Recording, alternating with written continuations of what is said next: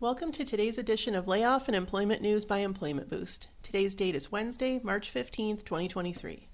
If you are an individual affected by a layoff, or if you are a company facing a reduction in force, click the link above now or in the description box below for information about our firm's outplacement support services. As the leading boutique provider of outplacement services in the United States, Employment Boost is uniquely positioned to help individuals land on their feet and find a new job quickly and effectively after a corporate layoff. Now on to today's headlines.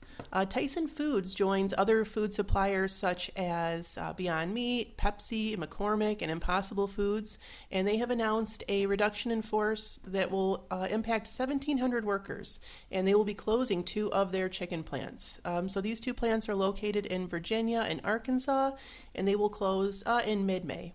And also in food layoffs, Krispy Kreme will be laying off just over 100 workers and also closing its Concord, North Carolina factory